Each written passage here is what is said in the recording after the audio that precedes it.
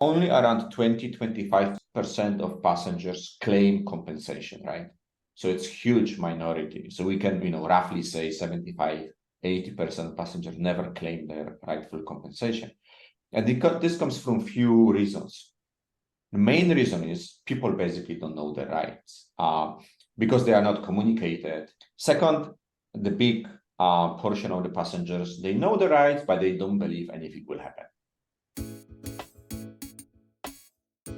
When was the last time your flight was delayed or cancelled? If you're anything like me, you could probably reel off a list of travel nightmares involving anxious hours staring at the departures board, missed connections, luggage not making it onto connecting flights, not to mention the dent in your bank balance that being stuck in an airport for several hours can cause. Flying can be stressful, and unlike consumer protections you may be familiar with in your home country, it's governed by rules drawn up in multiple international jurisdictions with differing obligations towards you, the passenger. But we're here to cut through the bureaucracy today and answer the fundamental questions every traveller should know. What rights do you have if your flight is cancelled or delayed?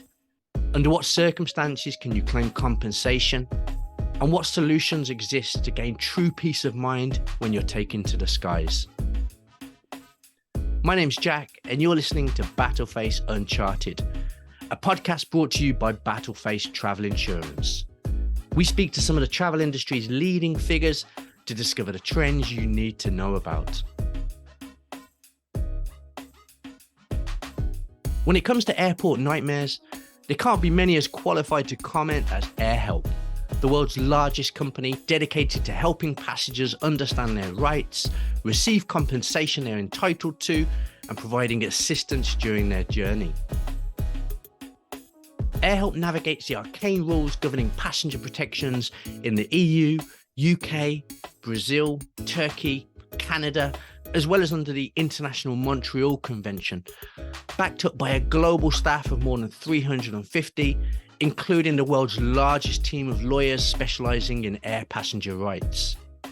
In June of this year, AirHelp launched its AirPayout Insurance, powered by battleface, that guarantees a €100 payment in the event of flight disruption, cancellations within a week of departure, flight diversions, or delays of over 3 hours, on top of any compensation they can claim from the airline. AirHelp CEO, Tomek Pawliszyn, who's also held roles as Chief Operations and Chief Technology Officer within the company, kindly agreed to sit down with us to explain more. Tomek, I'm a frequent traveller and, I struggle to comprehend the rules governing my rights if I'm, flying into the EU or out of the EU or from the UK to Asia or back again. Is it really as complex as it seems? It's not as complex as people might think. I think the rules are pretty simple, but what makes it complex, difficult, and sometimes even impossible is to enforce them. So to go to airline and say, listen, I'm eligible for compensation. This is maybe not the easiest part of it, but the regulation itself actually is written quite clearly. Right? When your flight was cancelled 14 days ahead, the departure date, or you are delayed 3 hours or more, and the reasons for delay are not related to extraordinary circumstances, then you are allowed compensation. So it's pretty simple, right? What makes it more difficult is to actually to know your rights, because it's not very visible. You will not find it at the airport and you will not find it at the airline. This is one thing. And second, once you know it, because you've heard about it, then it's not so easy to go to airline and say, listen, I think I'm eligible. So this makes it difficult. Right. So, part of it then is the kind of reluctance, I guess, of airlines in terms of educating people what their rights are, which presumably saves them a little money in terms of paying out compensation. Is that right? It's correct. I think airlines are a little bit afraid that everyone who is eligible will start applying for compensation, what could, of course, bring the cost up. However, we have to see that if we look at the compensation that were paid out in 2022, they represent on approximately 0.2 euros, so 20 euro cents per ticket sold, right? So the costs are not really that big. Of course, if more people claim, then it's possible the costs go higher, but it's hugely unlikely that even if everyone claims the compensations, it's hugely unlikely the cost would go above €1 per ticket sold. And we all know the ticket prices currently, and they went up between 15 to 20% in recent several months. So an average price of the ticket is close to €200. So if €1 is to satisfy your customers and make them happy and make them rightful, because in the end we're talking about low, then this €1 is not a massive cost. Yeah, right. I mean, what do you think that the main misconceptions are that passengers have about their rights, whether they're traveling domestically or internationally? Well, there are a few things, right? So the statistics shows that only around 20-25% of passengers claim compensation, right? So it's huge minority. So we can, roughly say 75-80% of passengers never claim their rightful compensation. And this comes from few reasons. The main reason is people basically don't know their rights because they are not communicated. And so this is the first thing. Second, the big portion of the passengers, they know the rights, but they don't believe anything will happen. And this comes also through experience. Many people tried in the past, it didn't work, so they think, well, it will not work this time. And this, why this happens? Well, one is not fully understanding of the regulation, even though it's simple, but sometimes the power of knowledge is on the airline side, and passengers don't always have access to data to show that the truth is somewhere else. So the airline could say potentially it was not their fault that the flight was delayed or canceled, but even though the data would show that actually it was purely their own responsibility, right? This is not happening very often, but it does happen. So when people try to claim compensation and either they don't get any response or they get response, sorry, we cannot help you, then they are discouraged. And this also comes from experience people have with various other insurances on the market, right? And when they claim damages, and very often they think their car is insured for 50,000 euros, and then suddenly they get only 5,000 out of it because of various clauses and articles in the insurance policy. So this comes from overall experience of people, and so a big number of clients that come to us are exactly people who already tried themselves, either this time or before, they didn't succeed, and they say, well, maybe there is someone else who can help us and they know better how to do this. And then we, of course, try to help them with our knowledge and our data. We are able to judge eligibility of the claim on the spot and then cooperate with airline on paying out the passenger. Well, let's get into that nitty gritty then. So, how does AirHelp go about actually obtaining refunds and compensation from airlines? So we cooperate with over 850 airlines. So the huge majority of the airlines. Of course, there is some airlines that are very big, right? So I would say top 20 airlines. It's 90% of all the passengers. And so first of all, we exist on the market for 10 years. So we've managed to build a cooperation, a relationship with all the airlines. So this is one thing. Second, we own our own data, right? So we have massive data sets of data that, real time, constantly we are bringing into our systems that, they are able to judge eligibility of the claim, right? So if a passenger comes to us with an inquiry, it's basically a question, is my flight eligible, right? And, for us, it's enough to know the number of the flight, and the date of the flight. So then we know on the spot, and the clients can see it on our website within less than a second. They get a reply: your flight is eligible or not eligible, with a reason, right? And then we show the reason. This is because we have the real-time data, and this is the weather data, traffic control data, airport data, airline data, massive data sets of various informations. So we double cross with the inquiry from the client. So this is so we for sure know which claims with massive likelihood are eligible. And then we process such claims, and a lot of this is automated because of the volumes required. And then we process it with the airlines. We have most of the airlines. We have key account managers. So it's a little bit easier for us because this is what we do, right? This is what we do every day, and this is what we do in the volumes of thousands.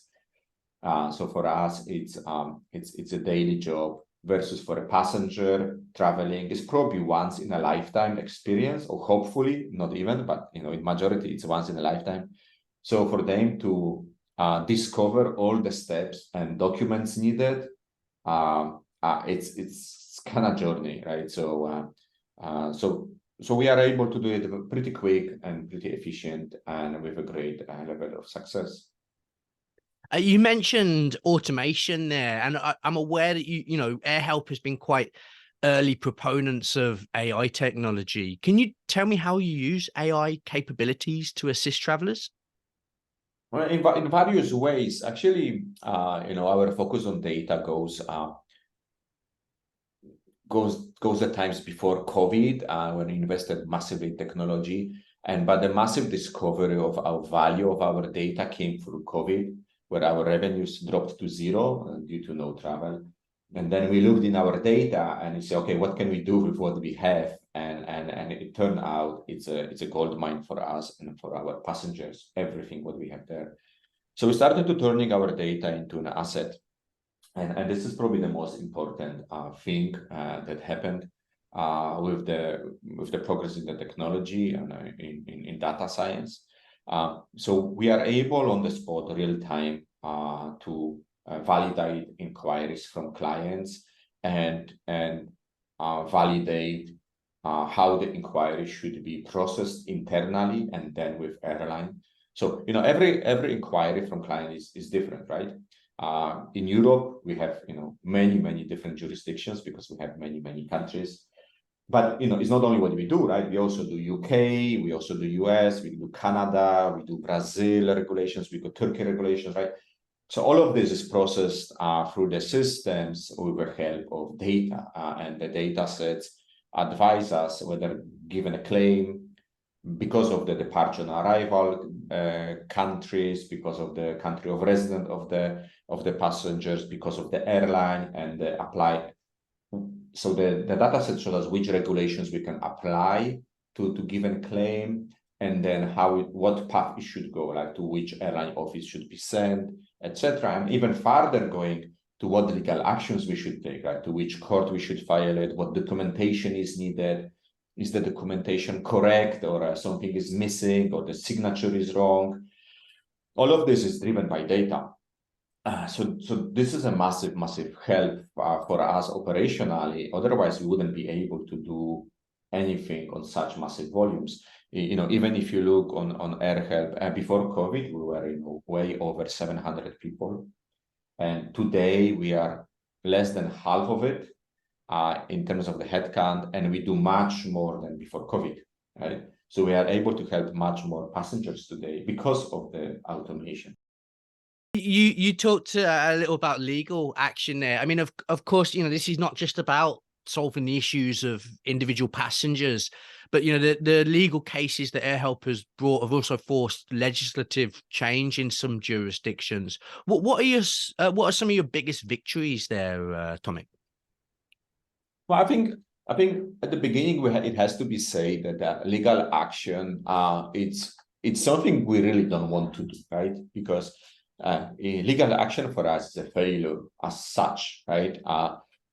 Even though in the end we win money for our clients, in most of the cases, if you look at our win rate, I just looked at our win rate in German jurisdiction, because we, with massive network of lawyers, we operate in massive number of jurisdictions where we have our court cases. One of the biggest is Germany because of the pure volumes. And I just looked at this yesterday, just preparing for the call, and we have 97% court win, right? Ratio. So we win almost everything that's in court. This shows you that actually it's so unnecessary to go to court, right? Airlines should know it ahead of the time that they are going to lose the case, right? Because we are so well prepared. We know what we do. We know the cases. We have the proof on why the disruption happened, and then we know for sure that the client is eligible for compensation. So this is the first thing, right? A legal path is not something we want to do. We do it because of our promise to our clients. We promise them we'll do everything and anything that needs to happen in order to get them the compensation. They come to us with this one purpose, so we have to do that. Now, in terms of the wins, we've won, already today hundreds of thousands of cases for our passengers, and several of them, of course, touched ECJ, so European Court of Justice, and those rulings, of course, shape the regulation in Europe. They usually they're going on the request of the national courts, but also some of them go on our own request when the local court, let's say Swedish or German court, decides they're not able to judge it, and they ask for opinion of ECJ. And of course, with those rulings, we are able to shape the regulation, because such a ruling then is, it's put as a you can say almost clarification to the existing regulations for all the other courts in Europe. I think the biggest one recently that we've done is for sure on airline strikes, where the European Court of Justice has ruled that the airline strikes are in control of airline, therefore they are eligible for compensation. And before that, it was a big dispute with airlines claiming that airline strikes are not eligible for compensation because they're out of their control. Now the court has judged it is within airline control. So of course this brought a new phase to the whole regulation, because now we know that with so many airline strikes happening, actually I have to say it's less now than it used to be, and maybe this is one of the part of the regulation now. But with so many airline strikes, airlines had an, I would say, easy way out and say, well, listen, it's not our fault, so it's not eligible. Well, now they have to look at this and say, well, we have to pay compensation. It was a very big win for the travelers in Europe and in the UK. But of course, there is many more, but this I would say is one of the most important. Sure. So, Tomek, here at Battleface, we were, excited to be involved with the introduction of the AirPayout feature. Can you tell us a little about it and, who it's aimed at? Yeah, we are extremely excited about this one, and also future products we are developing on a parametric insurance, parametric travel insurance space. In terms of AirPayout,